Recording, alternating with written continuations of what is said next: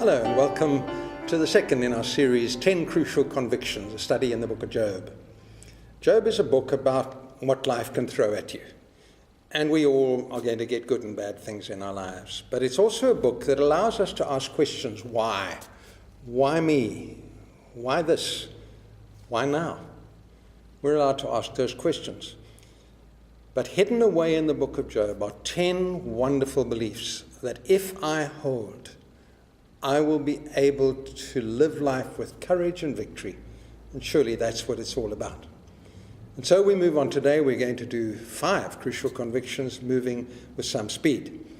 Job chapter 2, verse 3 to 5. Then the Lord said to Satan, "Have you considered my servant Job? There is no one on earth like him.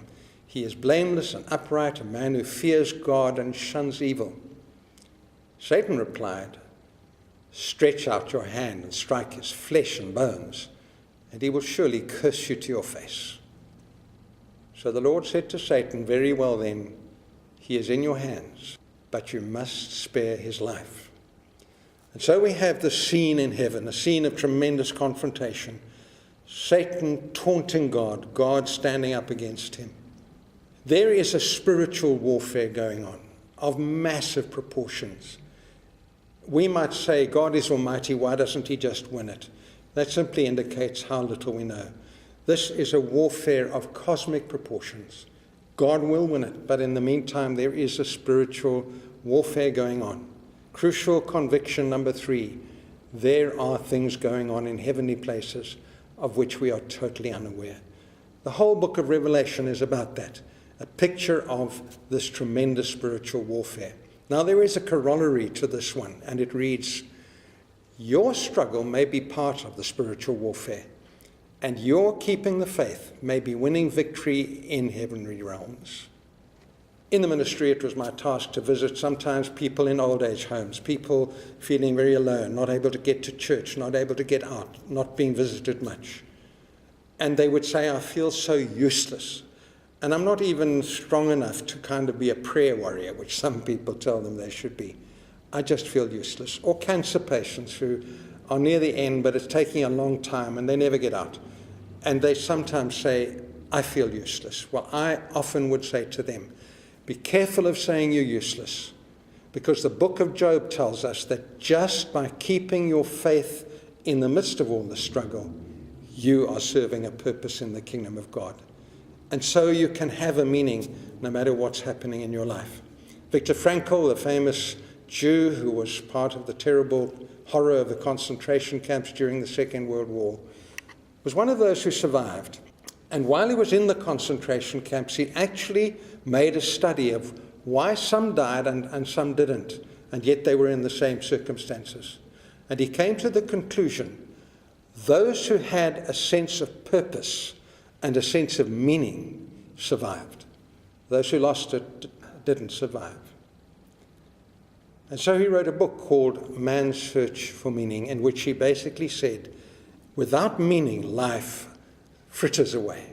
With meaning, you can survive anything. He made this statement, life is never made unbearable by circumstances, but only by lack of meaning and purpose. And so your suffering, just by keeping the faith, just by staying cheerful, you may be serving a bigger purpose than you will ever imagine. Job chapter 7, verse 2. So Satan went out from the presence of the Lord and afflicted Job with painful sores. Then Job took a piece of broken pottery and scraped himself with it as he sat among the ashes. This picture of Job sitting on the ash heap, scraping pus out of his sores, is kind of the primal picture of suffering. Many artists have attempted it. I've put a picture on the screen of one piece of artwork that depicts the great suffering. And there is Job, this good man, suffering these terrible things. That leads us to crucial conviction number 4. Bad things happen to good people. We may not like it. We may argue with God and say, why do you allow it? The fact is they happen. Here's a picture of my wedding day 45 years ago. And I'm not sure I appreciate your laughter. Age does it to all of us. But there's our wedding picture. Over there is Wendy's best friend Jenny with her gorgeous auburn hair, now our grandmother living in New Zealand. And there's my friend Brian. Now, Brian contracted brain cancer at the age of 35, and he died by the age of 37, leaving behind 2 beautiful children, too young to remember him, and a lovely wife. You might ask why. We will look at that question in the next session. But the issue is, he was a good man, a very good man, and yet these things happened to him. I'm going to say a little bit more about Brian later on. But the truth is that bad things happen to good people. Job chapter 2, verse 25, Job says, "What I feared has come upon me." That leads us to crucial conviction number 5. Fears can be self-fulfilling. We need to be careful of our fear life. Now, fear to an extent is a healthy thing. If I don't fear certain things, there's something wrong with me. Here's a picture of me with my grandchildren on my 70th birthday, and those who know me well know I'm never happier than when I've got my grandchildren all over me. This is 4 of the 6 of them. 2 of them live in England. We went through 5 grandsons before we finally got a granddaughter. There she is. The other day I was babysitting the granddaughter, and she went to sleep, and a thunderstorm came up. Next thing I hear her calling, "Grandpa, Grandpa." I go through to the room, pick her up and say, "What's the trouble?" And she says, "It's too scary for thunder." And I picked her up and put her on my chest and lay on the bed, and she went to sleep, and I loved it. Now that is fine for a 3-year-old to be afraid of a thunderstorm, no problem. But we do need to be careful of our fears. You see, what Job has revealed here is that he has been fearing all along, even when everything was going totally well. He's been afraid he will lose it. Every time his children have a dinner party, he ends up having a sacrifice for them in case they have sinned. He's fearful of his health, of his wealth, of his children. And Satan sees those fears and he hones in on them. And so it wasn't for nothing that is the things that happened to Job. Be careful. Fears can be self-fulfilling. We move on. Job chapter 3, verse 1. After this, Job opened his mouth and said, "Cursed be the day that I was born." Job has hit the bottom of the valley. I wish I were dead. You can get there. It's a terrible thing to get there.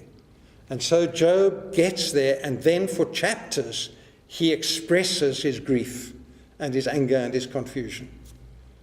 And so, crucial conviction number 6, grief and perplexity are part of life and need to be expressed.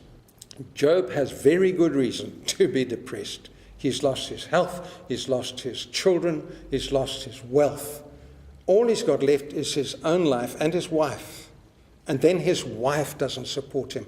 I can't help feeling that might have been the hardest thing of all. And she says, "Curse God and die." I still think the best movie I've ever seen is A Man for All Seasons with Thomas More, played by Paul Scofield. Wonderful movie. There's a very heartrending scene in that movie where Paul Scofield is taking leave in the Tower of London from his wife and his daughter. His daughter understands why he's doing what he's doing, but his wife will not understand, and it causes him tremendous pain. It's the only point in the movie at which he breaks down in tears. And so depression. Depression is a real thing. Depression is normal. We should feel depression every time we lose something. But the length of the depression should be proportionate to what we've lost. So when a child's balloon pops, well, for a minute perhaps they should grieve that, and you should help them to grieve that, then they must move on. If my wife comes and tells me that she's dinged my new car half an hour, it's only a car. My wife is fine. I've got an insurance policy. I'm lucky enough to have a car. Half an hour. I once preached this in Westville Baptist Church at the early service, and then between the 2 services, my wife came up to me and said, "Andrew, I've got something to tell you." And I had half an hour to get over it. A woman who loses a child a year before you expect her to smile again. It's in proportion to what you've lost if you're healthy. If you lose self-esteem, that could take a long time, and it's appropriate to feel depression for that. And the Bible says to us, go ahead and grieve. It needs to be felt. God gave us in the middle of the Bible a prayer book, and this prayer book, the longest book in the Bible, is to show us how to pray. I did a study in the Psalms a little while ago, and I took to writing down in the margin next to every verse if the verse was positive or negative. I put the word negative in inverted commas because it isn't negative to express grief or confusion or whatever it is you're feeling. That's not negative. Anyway, I wrote these down, and do you know what I came up with? 36% of the book of Psalms, of the verses in the book of Psalms, are expressing negative emotions. 36%. In Psalm 1 to 90, it rises to a staggering 44%. Nearly every second verse is expressing negative emotion. That's a colossal amount. And God is saying, this is my prayer book. This is how I want you to pray. If that's what you're feeling, tell it to me. I can take it. I can handle it. Interestingly, the last 60, the negative verses dropped to 21%. A very low percentage. Those last 60 are full of praise. They're lovely psalms. And perhaps that's a good sort of lesson for life. There are times when you go through very heavy times, and then your talking and your prayers will be full of negative emotion. But maybe generally for life, it would be good if we aimed at kind of that 80% positive. I think people like us when we're positive. If you have a criticism to make, praise a person 4 times before you make the criticism. That's a pretty good value for life. But there it is. Negative emotion is real and needs to be expressed. Now, the Psalms give us a couple of wonderful examples. I love Psalm 58. Verse 6 says, break their teeth in their mouth, O God. Isn't that lovely? When you're feeling really angry with someone, you say to God, note, you say it to God, not to them yet, break their teeth in their mouth. Now, when you go out there, you might not actually break their teeth, and that's part of how we keep from sinning, by expressing it to God and reflecting on it with God. Verse 58, verse 8 is my favorite of all. Let them be like a slug which melts away as it goes on. Oh, God. Smear them like slime on the sidewalk. You know, this is the Holy Bible. This is God saying it's okay to talk like that because we will have negative emotion. It's a twisted view of the Christian life that has no place for lament. There were no shortcuts for Jesus in Gethsemane. So what happens if I do have friends going through these terrible times? How do I support them? Well, Job's friends start quite well. We read in verse 13, chapter 2, so his friends sat down with him on the ground 7 days and 7 nights, and no one spoke a word to him, for they saw that his grief was very great. Job's friends start really well. They just sit with him 7 days and 7 nights. I've never done anything like that. I've once sat right through a night. That's about the best I ever did. Wonderful start. They've done really well. There's something great in just sitting with someone, not necessarily saying anything. I had in my church once an elder, an Indian man, and his father died. It was a Friday when it was my day off, and I went down in the late afternoon thinking I'll just pray a little prayer and then I'll go home. When I got there, I was very surprised to find there was a great big tent already set up in the front garden with plastic chairs they'd hired, and it was full of people, all Indian. Some of them were Buddhist, some of them were Hindu, some of them were Muslim, some of them were Christian, and they were just sitting. They weren't particularly talking to the family, they were just sitting. And I felt quite uncomfortable. What do I do now? You know, it's not part of my culture. I actually stayed for about 2 hours and just sat. It was a good experience. But there was a culture that learned the value of just sitting and not necessarily speaking. The Quakers have a rather nice saying, speak if you can improve on the silence. I like that. Unfortunately, Job's friends don't keep it up. And they start to speak, and they start to speak of which they do not know. If you have a friend in the depth of depression, if you've never been there, I'm really glad for you. But if you've never been there, you don't understand it. If you say to them, snap out of it, that is just an indication of how little you understand. Gerard Manley Hopkins, the Roman Catholic priest and poet, wrote a poem in which he described the depths of the human mind.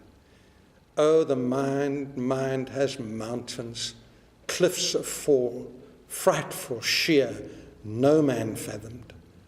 Hold them cheap, may, who ne'er hung there.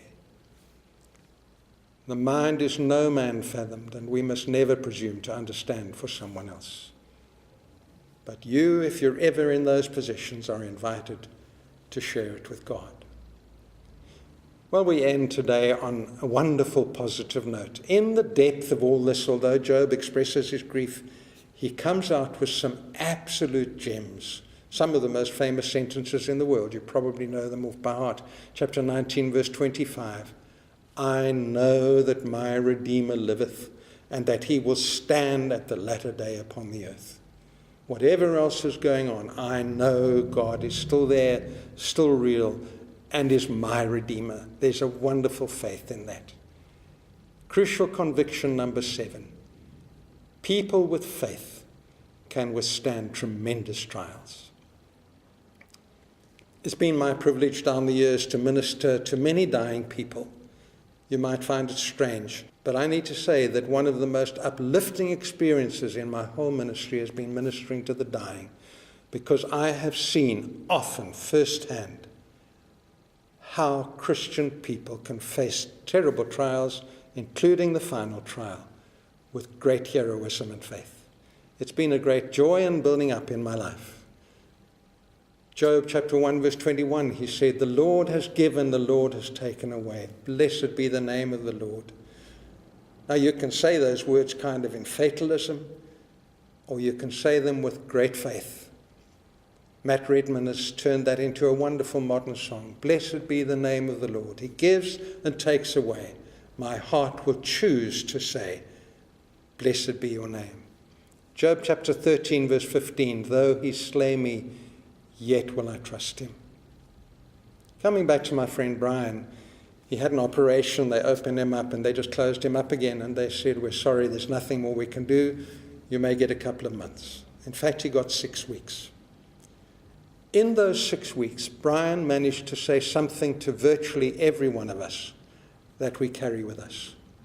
The sentence he said to me is, Andrew, I've learned that you can die in the real world.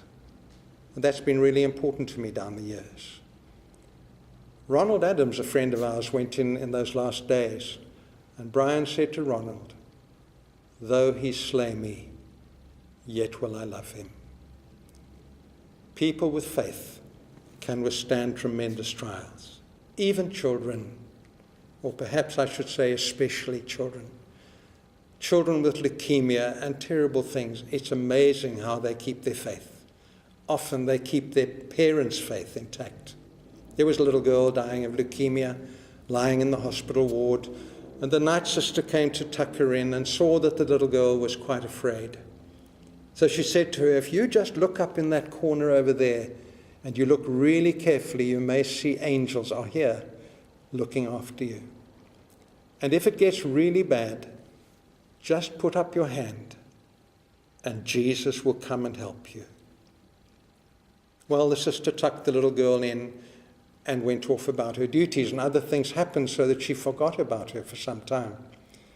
And when she went back to her, the little girl had died. And there she was lying in her bed. But the little girl had taken some pillows and tucked them around her arms so it wouldn't fall out. And there was the little hand. And assuredly Jesus came to help her. People with faith can withstand tremendous trials.